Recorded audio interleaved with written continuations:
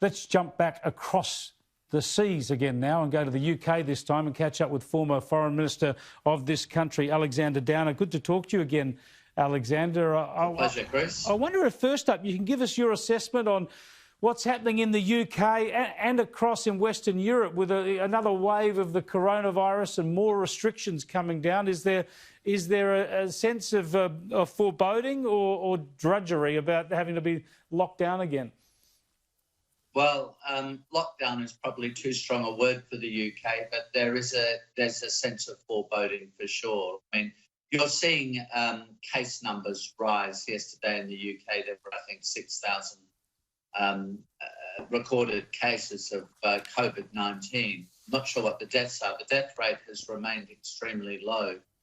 And I think the mood of the community is, well, why doesn't the government have a more coherent program rather than making ad hoc changes day by day, which is frustrating, and then particularly for businesses. All pubs and restaurants have to be closed by 10 p.m, which can't be that painful, I suppose. But over and above that, people are only allowed to meet in groups of a maximum of 6.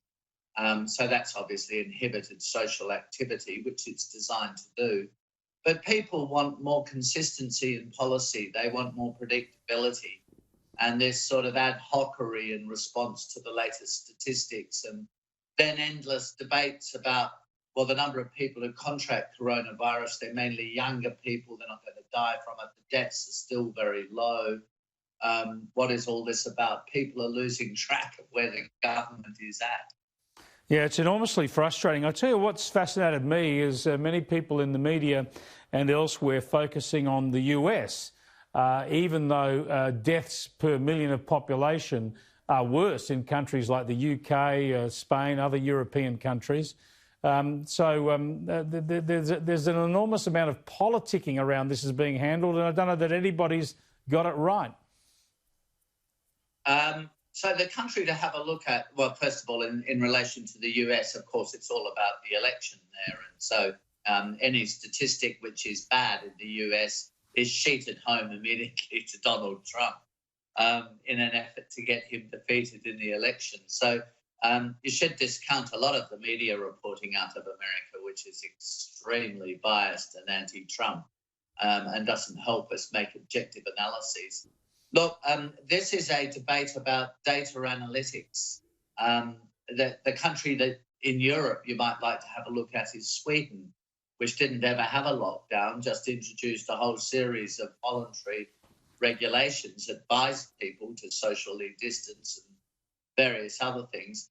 They had a very big surge in deaths in Sweden because coronavirus got into the nursing home. And 50% of deaths in Sweden were in nursing homes.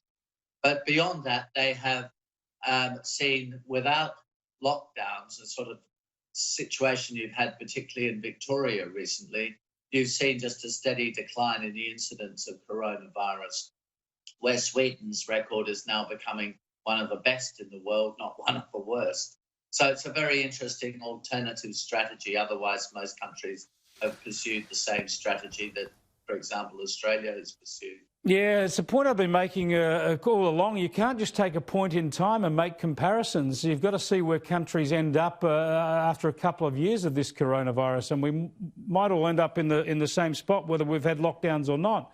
I want to ask you. You might do one other thing too, and that is just have a look at the economy, because in the end, the governments are going to run out of money. All these subsidies, they are not endless. Well, but this is my point. If Sweden took the hit early and then gets on with life, others can have years of lockdown yet still end up with the same mortality rate if there's no vaccine. And a worse economic outcome. Absolutely. Which is a related issue. Absolutely. Now, I just wanted to get you on the Taiwan Straits. Now, of course, there's always tension there, but it's particularly difficult at the moment in relations between China and a lot of its neighbours. And there have been reports of Chinese fighter jets going into Taiwanese airspace. How alarmed should we be about that sort of military hardware being used in these sorts of power games?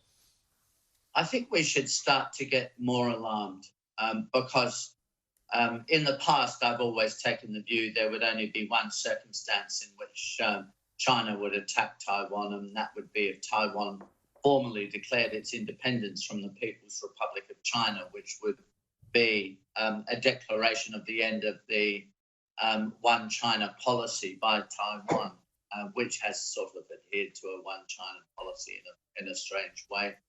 So that's not happening, of course. Taiwan is not doing that. But what we're seeing today, which is much more worrying, is a much more aggressive, arrogant, and intolerant China than we have seen in a very, very long time, really, since Mao Zedong's era. You know, Deng Xiaoping and all his successors as leaders of China, up until Xi Jinping, have basically wanted to collaborate and cooperate with the rest of the world and seen the Taiwan issue as a long-term issue. There's no doubt that Xi Jinping is less interested in collaboration with the rest of the world, happy to confront the Americans, the Europeans, Australia, Japan, other liberal democratic allies on the one hand, and on the other, just stir the pot in relation to both Hong Kong and now we're seeing Taiwan. So I think it's something to worry about. And one other thing, the trouble is this guy is a dictator. So people daren't debate policy with him for fear that, you know, they will be incarcerated somewhere. Yeah. So you're not getting public discussion about the right approach. You just have this one man with one policy and one view. It's a huge worry. Thanks for joining us, Alexander Downer. It's a pleasure, Bruce. Alexander was talking about China there, not Victoria. I'm only joking.